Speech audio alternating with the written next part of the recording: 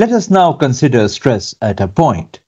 In our previous discussions on stresses, we have known the average stress over an area obtained by dividing the force by the area over which it acts. If the average stress is constant over the area, the stress is said to be uniform. The stress at a point is found by permitting the area enclosing the point to approach zero as a limit. So in this figure, we have got a stress applied on a particular area which has got a dimension dy and dz. The stress is in the direction of x at the point, where the coordinates system is defined in x, y, and z. Similarly, we can define another axial stress in the direction y, acting on an area dx and dz. In the same way, we can define an axial stress in the z direction. In all these cases, the stresses are considered at a point. In other words, the stress acting on an area is considered uniform. If we consider our body in a global x, y, z axis, the body being subjected to variety of forces and also being restrained at various locations. In this body, at each and every point, the stresses would vary. It is possible to keep the stresses constant everywhere within a body, but then we'll be restricted to a particular set of applied forces and a particular set of a support. Mostly the stresses can be made constant in the whole body by ensuring symmetry in the applied load, symmetry in geometry, symmetry in supports, and so on and so forth. But in a generic case, we would have the stresses varying within a body. So in the case of stress at a point, we actually zoom in at a particular point within this body and then consider the forces in that particular area, considered to be approaching to zero. And hence, based on this concept, we can say that the average stress within that zoom in area would be constant. So this figure shows a point corresponding to this body where the stress is considered to be uniform. We can see from our discussion that when the stress at a point is defined by components acting in several directions, the stresses may be represented as acting on differential element, that is a volume enclosing the point. So this figure, which is showing just portion of a volume, can be translated into this volume enclosing the point. In other words, in the case of this body, we can take a point and consider that point be enclosed by a very small volume shown over here.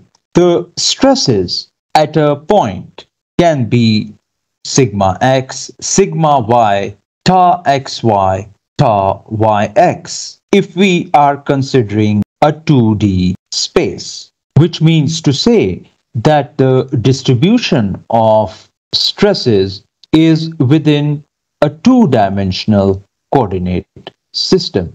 The 2D stresses acting on a differential element which encloses the point can also be represented by its front view as shown in this figure B. It is noteworthy that there is a shearing stress tau yx acting on the y face in the x direction. This is due to the fact that the shearing stress on any plane induces an equal shearing stress on plane perpendicular to the first one. Now let us discuss the notations used to define normal and shearing stresses. The notation defining normal stress is shown by a single subscript corresponding to the face on which it acts. So, for example, in the case of an area whose outward drawn normal is in the direction of x, correspondingly, the axial stress acting on that face is shown as sigma x. Similarly, the area whose outward drawn normal is in the direction of y, the axial stress in the direction of y would be shown as sigma y. A shearing stress is denoted by a double subscript on the other hand.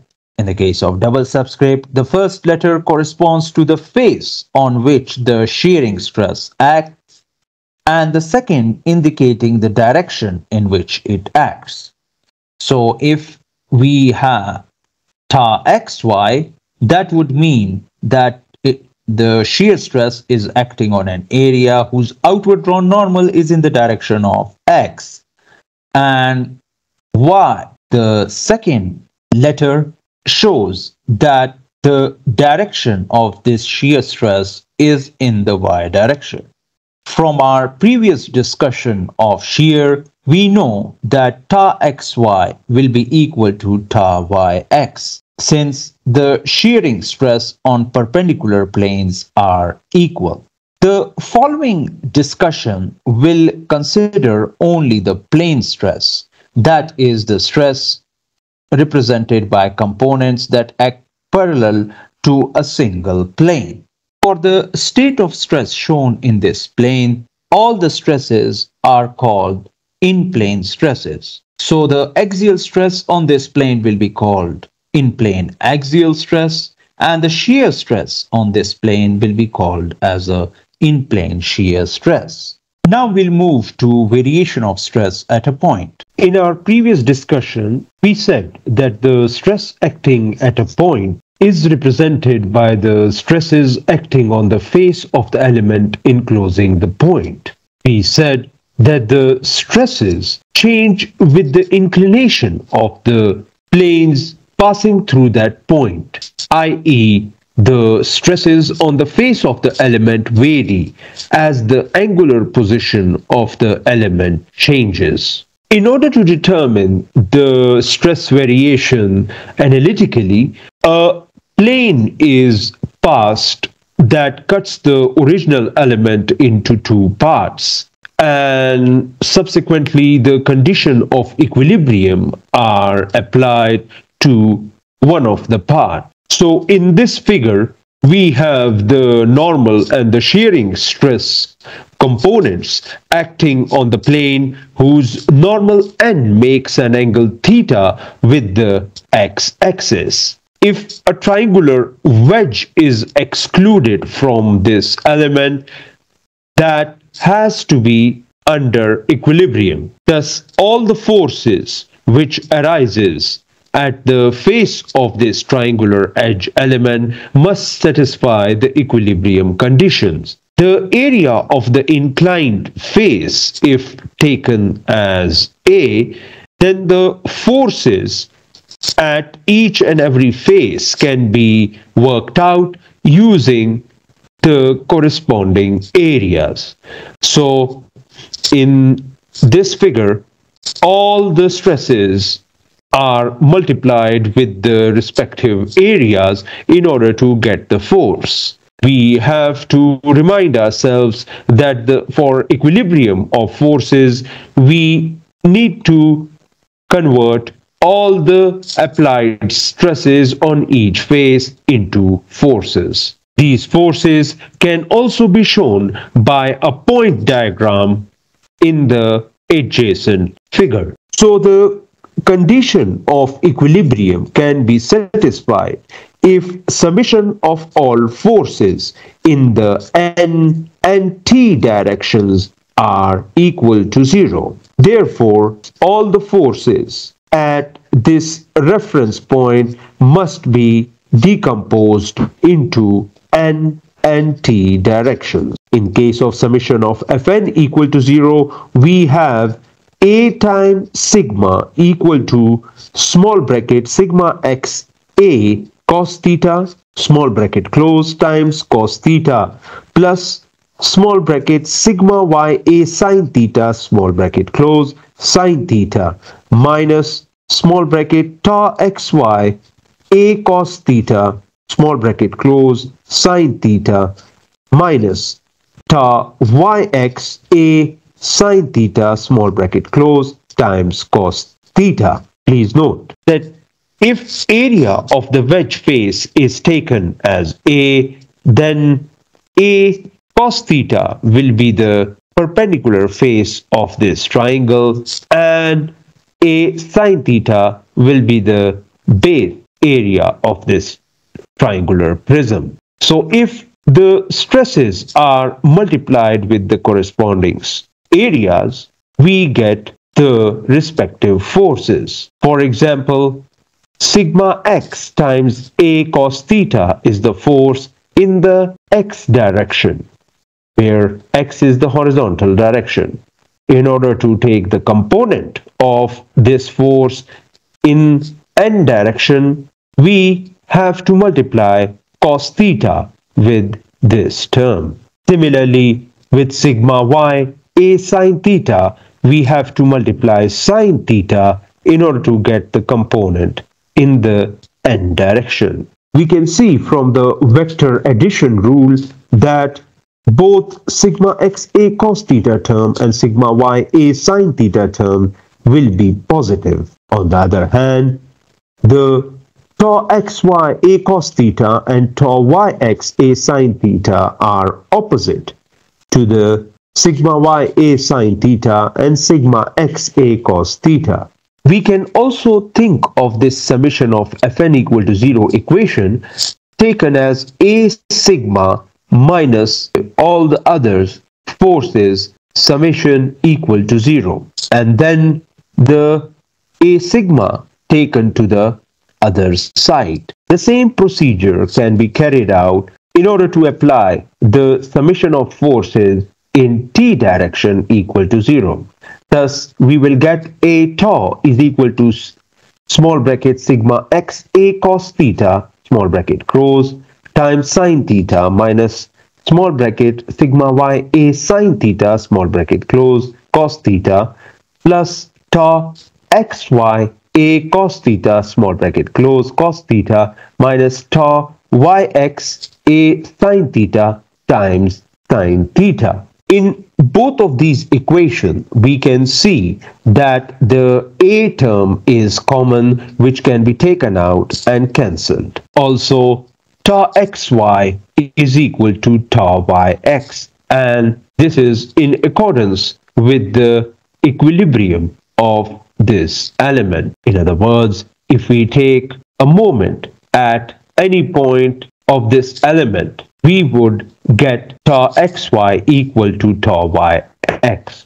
For further explanation, I would refer you to the shear lectures of Mechanics of Solid 1 play series. We can use the trigonometric relations shown over here in order to further simplify the two equations, summation of Fn equal to 0 and summation of Ft equal to 0. We know that cos square theta is equal to 1 plus cos 2 theta by 2, sin square theta is equal to 1 minus cos 2 theta by 2, and sin theta cos theta is equal to half sin 2 theta. Plugging these relations reduces the first equilibrium equation as sigma is equal to sigma x plus sigma y by 2 plus sigma x minus sigma y by 2 cos 2 theta minus tau xy sin 2 theta. And plugging these trigonometric relations in the second equation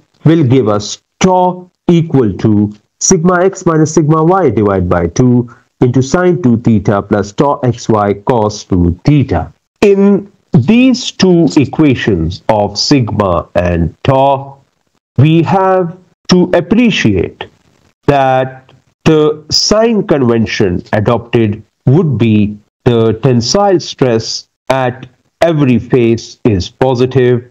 The face having normal in the positive x direction should have a clockwise shear, and the reference plane whose shear and axial stress are opted for is making counterclockwise rotation with the horizontal x-axis. We can determine the planes defining the maximum or minimum normal stresses by differentiating these two equations with respect to theta and then equating that to 0. Thus, differentiating the first equation with respect to theta and equating it to 0 will give us tan 2 theta is equal to minus 2 tau xy divided by sigma x minus sigma y. Plugging the value of theta back into the sigma equation will give us two values of sigma, i.e. sigma max and sigma min. These two values are shown over here. The sigma 1 and sigma 2, which is the maximum and minimum stress, is equal to sigma x plus sigma y divided by 2 plus minus sigma x minus sigma y divided by 2 whole square plus tau xy whole square, both terms under the root. In a similar manner, we can differentiate the second equation, which is corresponding to the shear stress tau, with respect to theta and equate that to 0. And we will get tangent 2 theta s is equal to sigma x minus sigma y divided by 2 tau xy. Plugging the value of theta s back in the tau equation, we will get tau max and tau min. The maximum and minimum shear stress is equal to plus minus sigma x minus sigma y divided by 2 whole square plus tau xy whole square, both terms under the square root. If we put tau equal to 0, we will get tan 2 theta is equal to minus 2 tau xy divided by sigma x minus sigma y. This tan 2 theta is equal to the tan 2 theta got by differentiating the first sigma with respect to theta and equating that to 0. As we can see, these both terms are the same. This means to say that the plane which contains sigma max and sigma min must have tau equal to 0. In other words, the maximum and minimum normal stresses occur on plane of zero shear stress. The maximum and minimum normal stresses are called the principal stresses, and the planes on which they act are called principal planes. It is also interesting to observe that the orientation of the plane containing the principal stresses is the negative reciprocal of the plane which contains the maximum shear stress. This means that the value of 2 theta defined by the principal planes and the 2 theta defined by the maximum shear planes differ by 90 degrees. Or the planes of maximum in-plane shear stress are inclined at 45 degrees with the principal planes. The reason we are taking 45 degrees is that 2 theta equal to 90 and theta will come out to be 45 degrees. Comparing the principal stresses with the maximum shear stress, it is found that the maximum shear stress tau max is equal to plus minus sigma 1 minus sigma 2 by 2, where sigma 1 and sigma 2 are the principal stresses. We can also draw our shear max in sigma tau plane.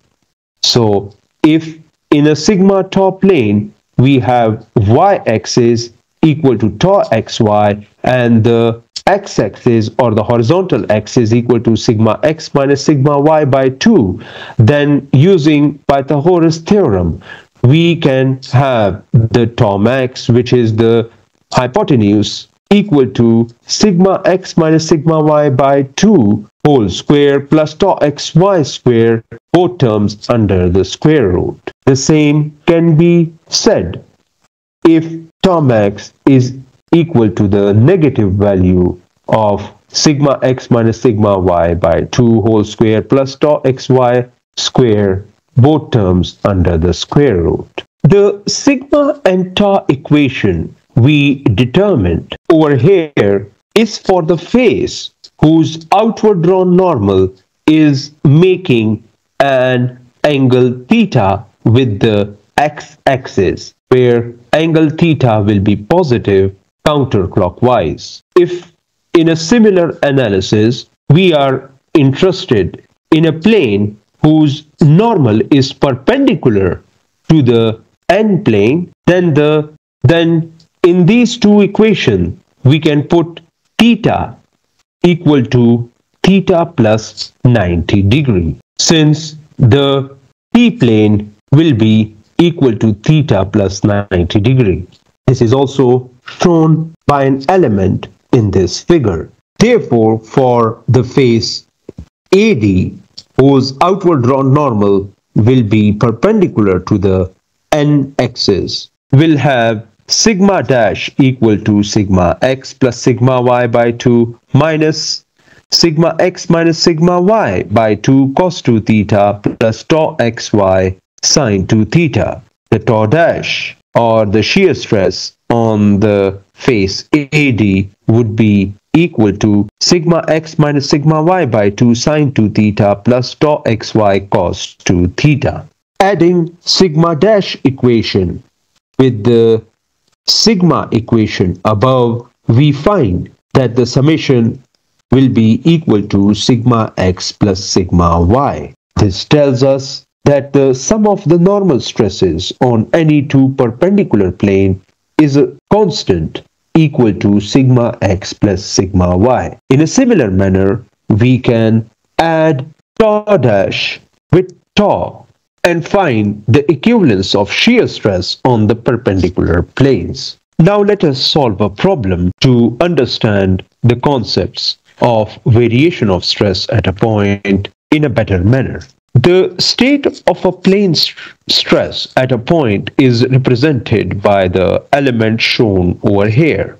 Determine the state of stress at the point on another element oriented 30 degree clockwise from the position shown. Also represent the stress state in terms of maximum in-plane shear stress and associated average normal stress. So this is a problem which is asking us to use all the above equations and find the relevant details. The first requirement is to determine the state of stress at a point on an element oriented 30 degree clockwise.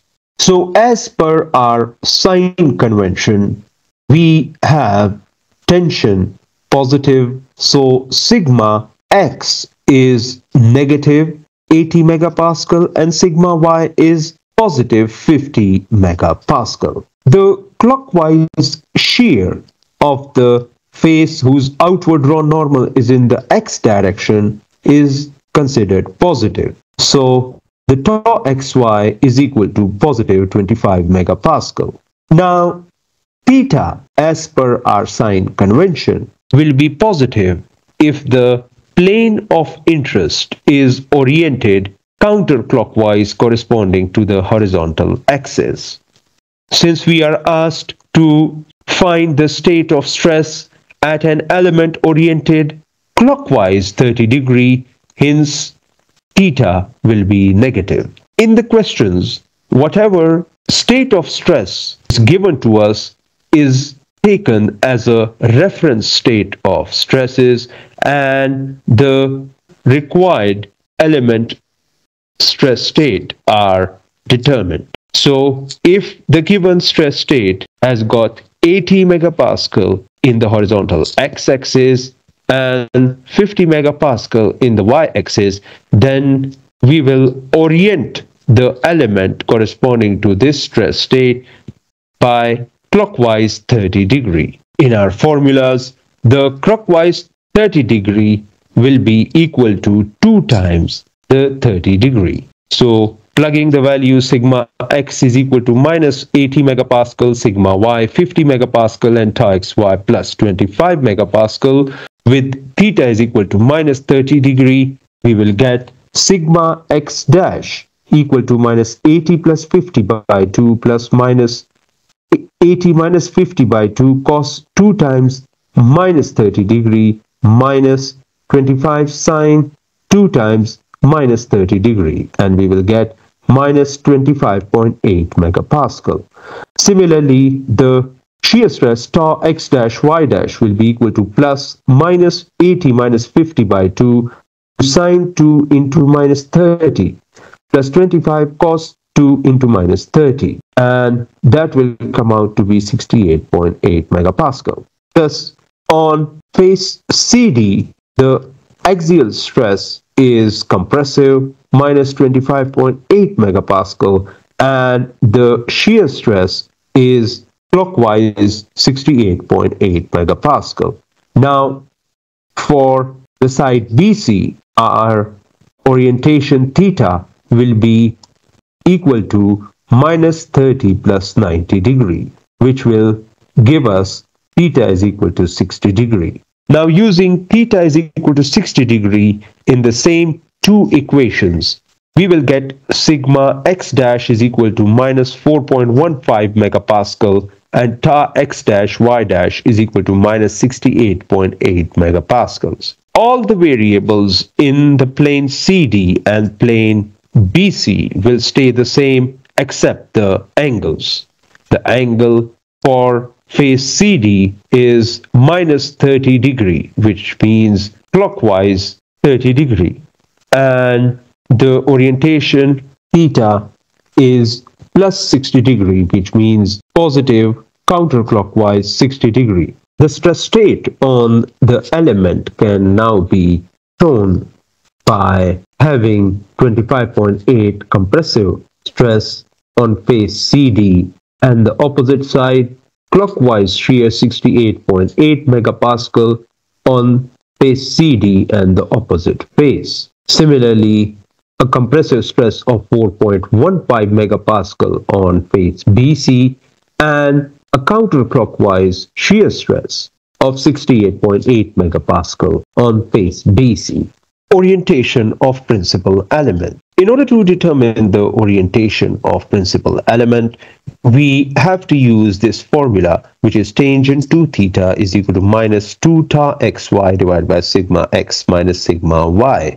So plugging the values, we get minus 2 times 25 divided by minus 80 minus 50, which gives us positive 0.3846. And from there, we can work out our principal stress theta p equal to 10.54 degree. This orientation has been worked out by dividing 21.04 by 2.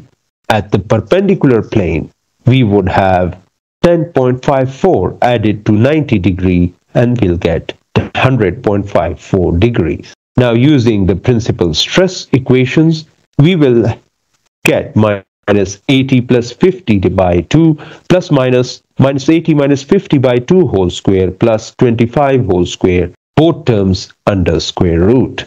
And we will get sigma 1 equal to minus 84.64 megapascal and sigma 2 equal to 54.64 megapascal. Now, the face BC will make 10.54 degree with the horizontal axis. And at that face, we would have a compressive stress minus 84.64 megapascal. Similarly, for the opposite face, AD, we would have the same stress. At the orthogonal face AB and DC, we would have a tensile stress of 54.64 megapascal. The orientation of this principal plane is shown in this figure. In a similar manner, we can determine the orientation of the maximum shear stress. So we determined that tangent 2 theta s is equal to sigma x minus sigma y divided by 2 times tau xy. So minus 80 minus 50 divided by 2 times 25, which will give us theta s equal to minus 34.48 degree. For the orthogonal plane, we would have 90 minus 34.48, which will give us 55.51 degree.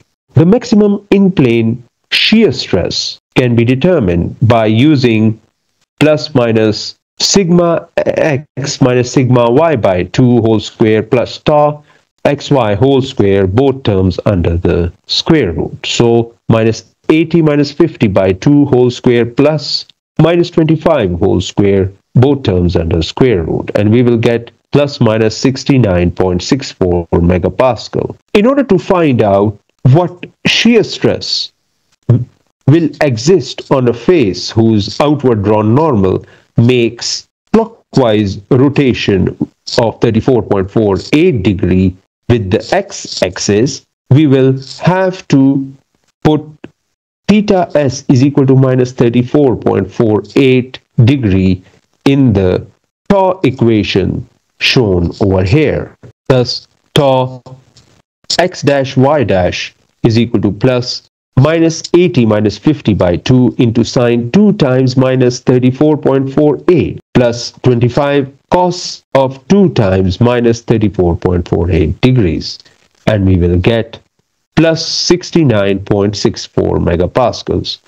This tells us that at the clockwise theta s minus 34.48 degree, we would have 69.64 megapascal of shear stress. So in this figure, we have the face BC making clockwise 34.48 degree with the x-axis. At this face, the shear is 69.64 megapascal.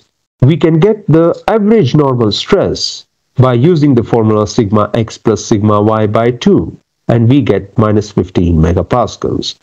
So a compressive stress of minus 15 megapascal is applied on each face. If face BC and the opposite face AD are making clockwise shear, then the face AB and face DC will have counterclockwise shear in order to satisfy the moment equilibrium of the element. Now, the formulas which we developed by using the expression can also be used for any case of plane stress. They can be used by a very simple construction that omits the necessity of remembering them. One of the devices used for determining stresses at any inclination of the plane element is Mohr circle. Thus, in our sigma and tau axes, a rough sketch of a circle is drawn corresponding to the given stress state, and the analytical results are obtained using simple trigonometry. These two expressions can be written in the form sigma minus sigma x plus sigma y by 2 equal to sigma x minus sigma y by 2 cos 2 theta minus tau xy sine 2 theta. And tau is equal to sigma x minus sigma y by 2 sine 2 theta plus tau xy cos 2 theta. Thus, the first term is brought to the left-hand side of the first expression, and the second expression is written in the same manner. Now we can square these two equations and add the results. And after simplification, we will get sigma minus sigma x plus sigma y by 2 whole square plus tau square is equal to sigma x minus sigma y by 2 whole square plus tau xy whole square. Sigma x, sigma y, and tau xy are again the same given state of stresses. This equation can also be written in the form sigma minus c whole square plus tau square is equal to r square. And from our knowledge of circles, we know that this is the equation of a circle. A circle equation is x minus c whole square plus y square is equal to r square. Thus, the radius r is equal to sigma x minus sigma y by 2 whole square plus tau xy whole square, both terms in square root. And the center offset is sigma x plus sigma y by 2. Hence, the circle is drawn having a right offset of sigma x plus sigma y by 2 and the radius equal to the expression given over here. On the rectangular sigma tau axis, the plot points have the coordinates sigma x tau xy and sigma y tau y x. These points show the normal and the shear stresses acting on x and y faces of an element for which the stresses are known. In plotting these points, we assume that tension is positive, compression is negative, and shear stress is positive when moment about the center of the element is clockwise. In the case of element, the plot points are orthogonal to each other. However, on the Mohr circle, the plot points are on the straight line. This is because Mohr circle is drawn corresponding to the angle 2 theta. So 2 times 90 is equal to 180 degree. If we join the plot points A and B by straight line, we will get diameter of a circle whose center is on the sigma axis. Now, different planes are passed through the selected point in a stressed body. The normal and shear stress components on these planes can be represented by the coordinates of points whose position shift around the circumference of the Mohr circle.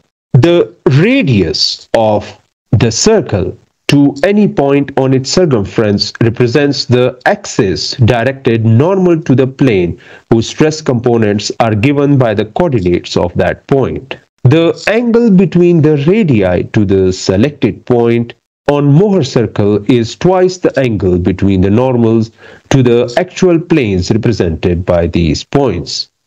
Or it is important to appreciate that the rotational sense of this angle correspond to the rotational sense of the actual angle between the normal to the planes. That is, if the n-axis is actually at a counterclockwise angle theta from the x-axis, then on the Mohr circle the n-radius is laid off at a counterclockwise angle 2 theta from the x-axis. We will now explain Mohr circle by the help of an example. So in this example, due to the applied loading, the element at point A on the solid shaft is subject to the state of stress shown over here. We are asked to find the principal stresses acting at this point. Now again, we can take tension equal to positive, the face having outward drawn normal in the x direction has got shear positive clockwise, and sigma y is equal to 0. Thus, using the same sign convention as before, sigma x is equal to minus 12 ksi, sigma y is equal to 0, and tau xy is plus 6 ksi. As we said, the center of the circle is sigma x plus sigma y by 2. So, minus 12 plus 0 by 2 will give us sigma average is equal to minus 6 ksi. The radius is sigma x minus sigma y by 2 whole square plus tau xy whole square, both terms in square root. So 12 minus 6 whole square plus 6 square root. And we will get 8.49 ksi. So using the center minus 6 and radius are 8.49 ksi, we can draw a circle in the sigma tau plane. The circle is shifted in the left direction of the tau axis. The principal stresses are shown by points B and D. Sigma 1 at point B will be equal to 8.49, which is the radius, minus 6, and we'll get 2.49 ksi. Sigma 2, on the other hand, will be equal to minus 6 minus 8.49 and will be equal to minus 14.5 ksi. The plot point A, which is minus 12 and plus 6, is shown on the Mohr circle. 2 theta P2 can be found equal to tangent inverse 6 by 12 minus 6, and that will come out to be 45 degree. This expression of 2 theta P2 is determined by considering simple tangent theta, by determining the tangent theta of this brown triangle. Theta P2 will come out to be 22.5 degree. The angle theta P2 is measured counterclockwise from AC. Hence, we would have the element oriented counterclockwise 22.5 degree from the reference stress state. Please note that the face BC is shown by a plot point A. Please note that the face B star C star is shown by the plot point A. This plot point will make our reference axis, in which the face B star C star would have outward drawn normal in the positive x direction. And as per the Mohr circle, we have to rotate the element counterclockwise 2 theta P2 in order to get to the principal element. Hence, the element is oriented by 22.5 degree counterclockwise. The face having outward drawn normal in the x bar direction will have compressive stress equal to minus 14.5 ksi, as we can see that the face B star C star has to move by 2 theta P2. Thus, B star C star would have compressive stress 14.5 ksi, and the orthogonal face A star B star and D star C star would have the principal stress of tension 2.49 ksi.